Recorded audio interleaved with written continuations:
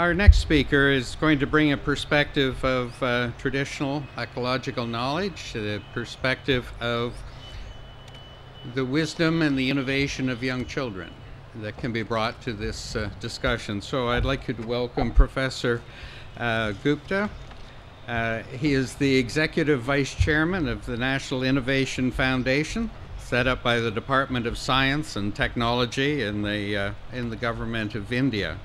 Comes from a broad background, but an awful lot of experience in the grassroots, and we thought this would be an excellent contribution to this morning's panel. Thank you very much. It's indeed a great privilege to be in the company of friends like Vinod, who have been humanizing science for a long time. Shiv Vishwanath, who has been trying in his own way to critique the way science and education are linked. Rainderji, who has, dear friend, who has been trying to revive Ganga, and there are so many other friends who I cannot name just now, but I must say that CE has brought an outstanding group of people who believe that sustainability is something not to be talked about, as a poster tells you in the beginning, but also to be acted upon. And let me begin with a small story, which is actually recalls a very interesting concept, a paradox of sustainability.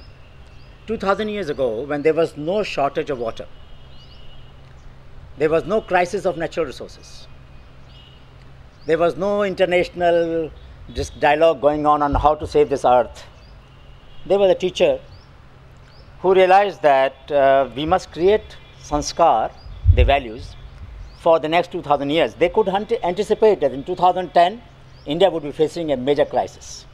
So for preparing us for 2010, they taught a lesson in more than 2,200 years ago. So one day a teacher asked a student to bring a glass of water. So I'm very happy to see glass here rather than bottles. So he brought a glass of water, he took water, gave the empty glass back to the child. The student, while going to the kitchen to keep the glass, just as children do sometime, just emptied the glass a little bit of a few drops and kept the glass. So he called him back. He said, "What did you do when you were going back? What did you do today?" He said, "I brought a glass of water. You asked me." "Then what else did you do?" "Nothing, sir. You asked me to keep it back. I went and kept it in the kitchen." He said, "Recall again. Remember every moment that you spent while bringing the glass and going back." After a while, the child recalled that, "Yes, of course. He said, I threw just a drop of water." And teacher said, "What did you say? Just a drop of water?" And he got his Zen at that moment. It's a Buddhist story which tells us that we do not talk about sustainability only when the crisis is on our head, but we talk about it 2000 years in advance so that we can prepare our society for that situation. In Ahmedabad, those of you who are from outside the country, if you get time, visit some of the places in the inner city. You will find that many societies in the new Ahmedabad and also the old Ahmedabad have what is called a chabutra. Now, chabutra is a wonderful institution.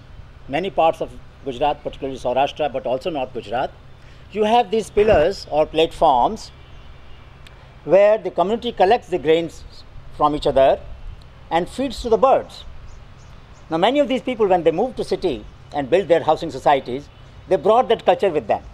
And you find chabutras in many parts of Ahmedabad, the platforms where every day birds are fed because they might not otherwise get enough food in the urban jungles.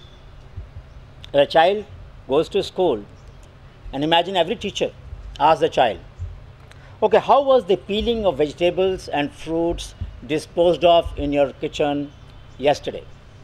Now, if every child was asked every day to report, maybe for a month, as to how the peelings of vegetables and fruits were disposed of in his house or her house, do you think the child would not notice what you're trying to say? He would get the message very precisely, that there is a way in which we dispose of bio-waste as against non-recyclable waste. But we don't do that.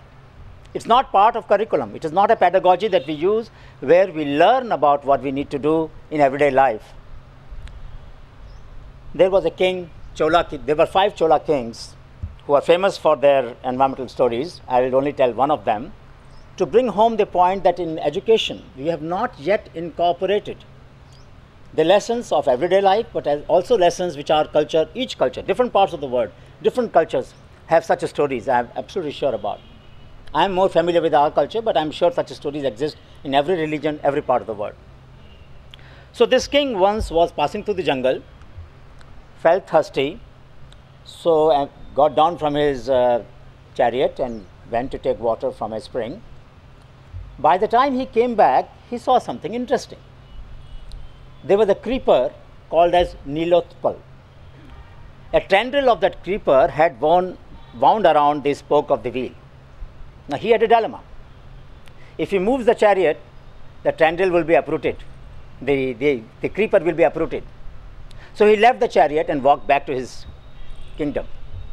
Now it might look strange in today's world that we should think of the right of a creeper. But that is the way societies are made up of. They create extraordinary standards by which we measure our consciousness. And this lesson, unfortunately, we may not find in our textbooks, in our everyday conversation in the classroom, but are useful lessons. And one of the important implications of such lesson is that if we really want to bring sustainability in our everyday discourse, we might as well consider drawing upon these lessons from all various different cultures. So there is a pluralism, there is a tolerance, there is an appreciation that every part of the world has such principles in abundance. Let me take you to the next aspect of how the education can become much more conducive to sustainability. In Honeybee Network, which started more than 20 years ago, in this issue there is a story on the cover page.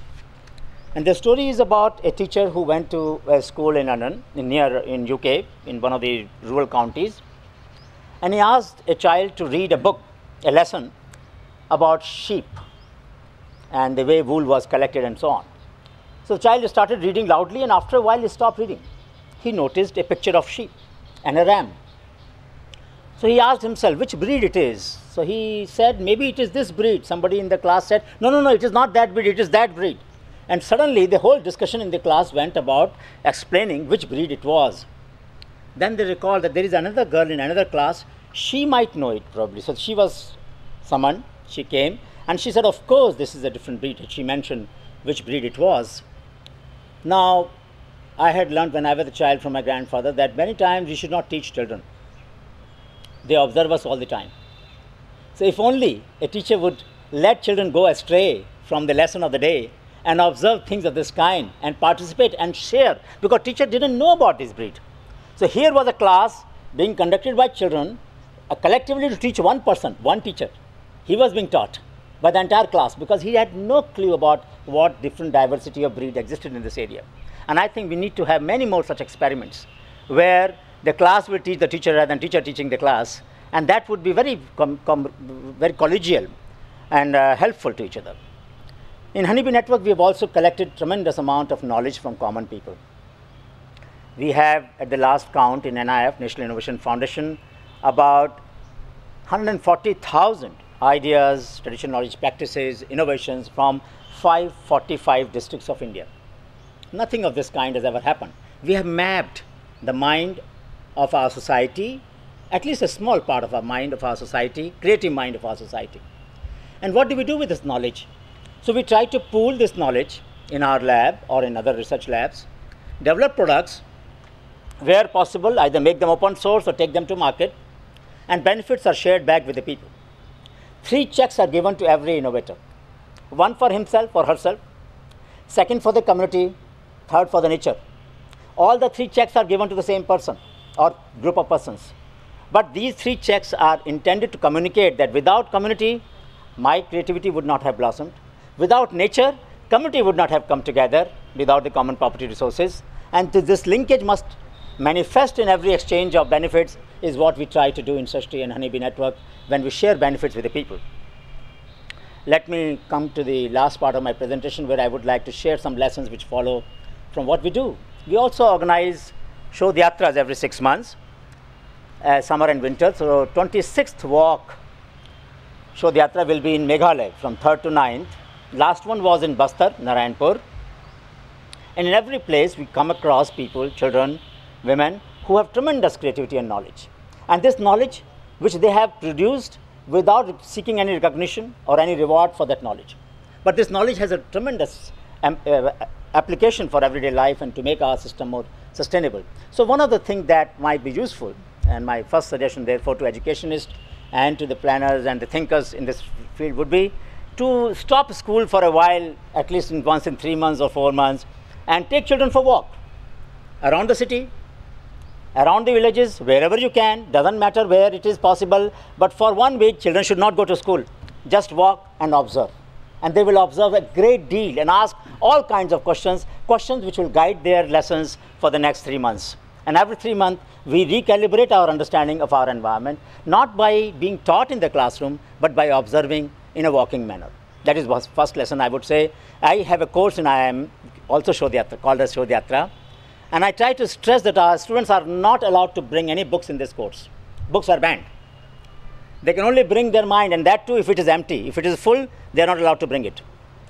Now, there are 4 vectors of learning that I stress in this course. Learning from within, learning from each other, learning from nature, and learning from common people. And I think pedagogy of the tomorrow will have to stress all the 4 vectors of learning if we really want sustainable development. Thank you so much.